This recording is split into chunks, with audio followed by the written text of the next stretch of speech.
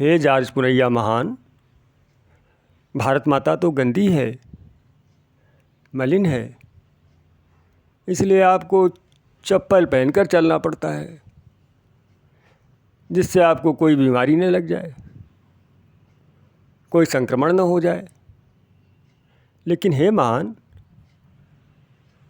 आपके आचरण में यह अधूरापन क्यों?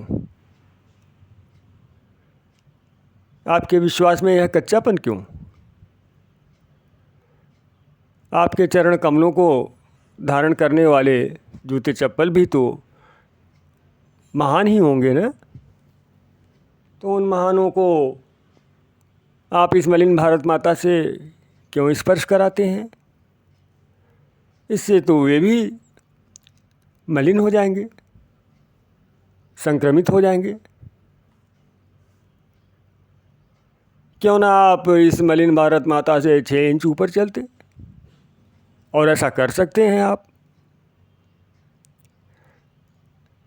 आपके चमत्कारों से देश अवगत है। आपके लिए यह बिल्कुल कठिन नहीं लगता। अरे आप जैसे दिव्य पुरुष के लिए तो ये छोटे मोटे चमत्कार हैं। 6 इंच क्या, आप चाहे तो 6 मील ऊपर चल सकते हैं। हाँ, 600 मील भी चल सकते हैं, 6000 मील भी चल सकते हैं। आपका क्या, आप जितना चाहे उतना ऊपर चल सकते हैं। अरे रे रे रे रे, लेकिन एक लोचा है इसमें। आपकी चरण पादुका और मलिन भारत माता के बीच जो मलिन वायु होगी, वह भी तो मलिन, अपवित्र और संक्रमित होगी। एक काम करिए ना, अपने चमत्कारों से अपने लिए आप एक वैक्यूम क्रिएट कर लीजिए। आपकी चरण पादुका, और चरण पादुका की आवश्यकता ही क्या, अब तो आप बिना पादुका के ही 6 इंच ऊपर उठिए, बीच में से वायु निकालिए, एक वैक्यूम क्रिएट कीजिए जिससे न तो संक्रमित वायु का आपको संपर्क रहे, न ही संक्रमित भूमि का। हाँ,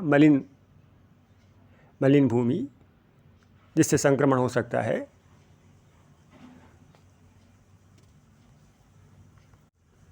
अरे रे रे रे, लेकिन एक लोचा तो इसमें भी है।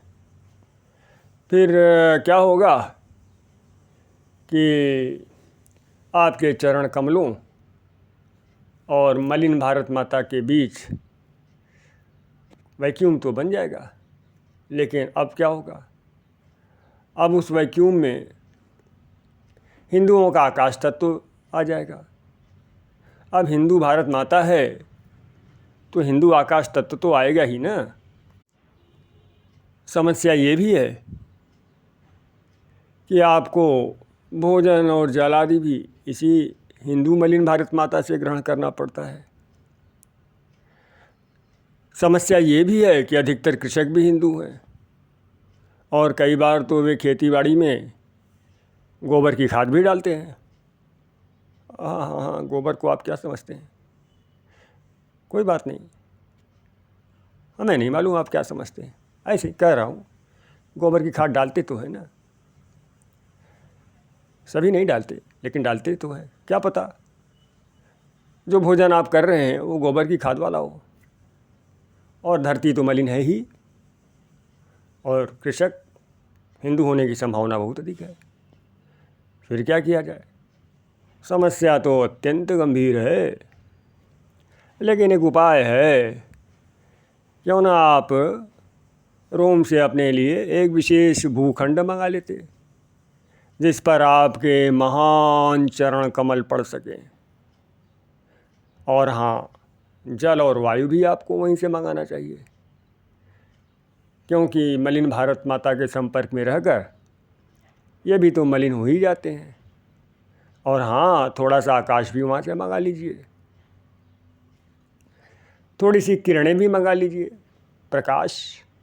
अब आकाश आ गया तो प्रकाश भी आएगा ही, क्योंकि ये प्रकाश जो भारत में है ये भी मलिन हो जाता है मलिन भारत माता के संपर्क में। और हाँ, भोजन व अनाज भी आपको वहीं से मंगाना चाहिए, क्योंकि ये भी तो यहीं उगाए जाते हैं।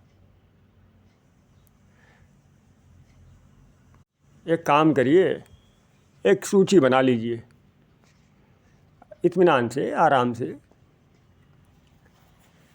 लेकिन कुछ करिए आप, आपको बहुत कष्ट है यहाँ। तो ठीक है, जय श्री राम। अरे रे रे रे रे, त्रुटि हो गई जी, कहना तो चाह रहा था जय श्री रोम, पर जुबान फिसल गई, आदत खराब है।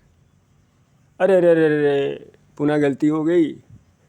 ये श्री भी तो हिंदू है और जय भी, तो क्या बोलूँ। रोम रोम सर, रोम रोम, रोम रोम।